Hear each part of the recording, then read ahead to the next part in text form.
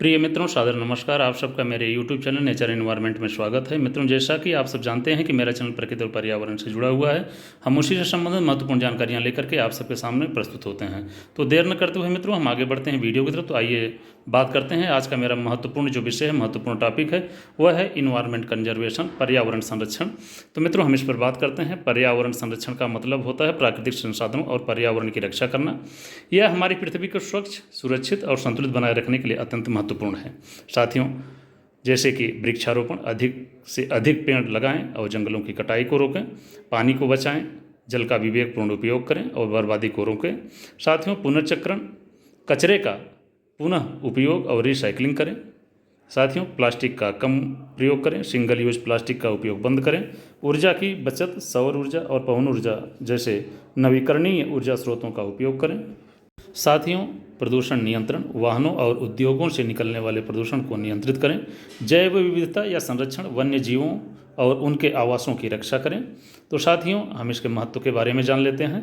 पर्यावरण संरक्षण से न केवल जलवायु परिवर्तन को रोका जा सकता है, बल्कि आने वाली पीढ़ियों के लिए प्राकृतिक संसाधनों को सुरक्षित भी रखा जा सकता है। साथियों, यह हमारे स्वास्थ्य और समग्र जीवन के लिए भी लाभकारी है।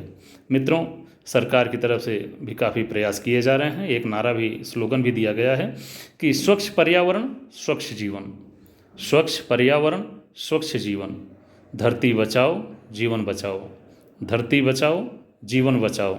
साथियों, पर्यावरण संरक्षण के क्षेत्र में हाल ही में कई महत्वपूर्ण घटनाएं और पहलें सामने आई हैं।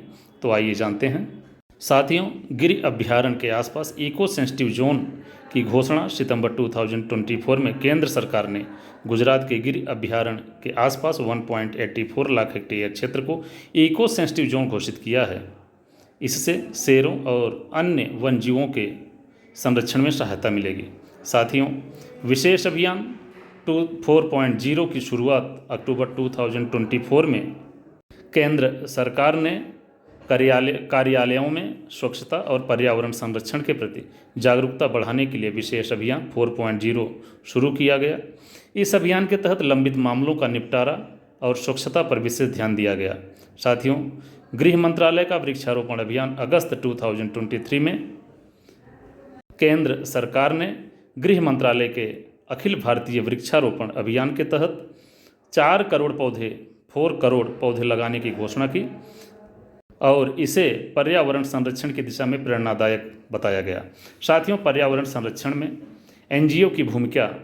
भारत में कई गैर सरकारी संगठन एनजीओ पर्यावरण संरक्षण के लिए सराहनीय कार्य कर रहे हैं।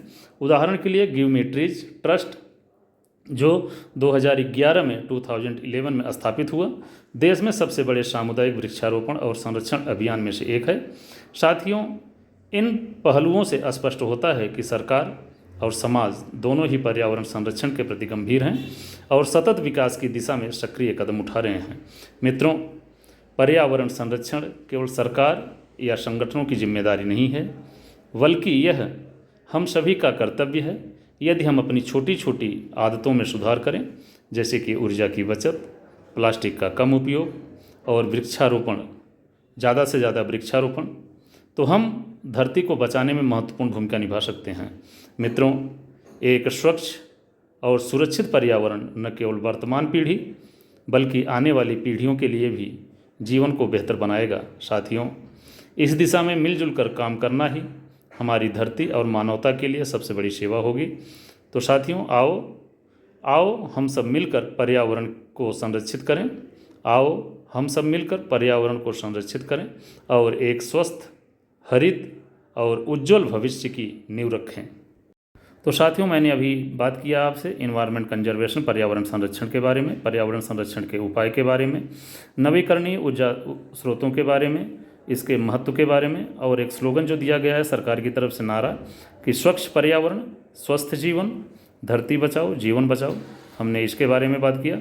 और साथियों, हमने पर्यावरण संरक्षण में एनजीओ की क्या भूमिका है उसके बारे में बात किया।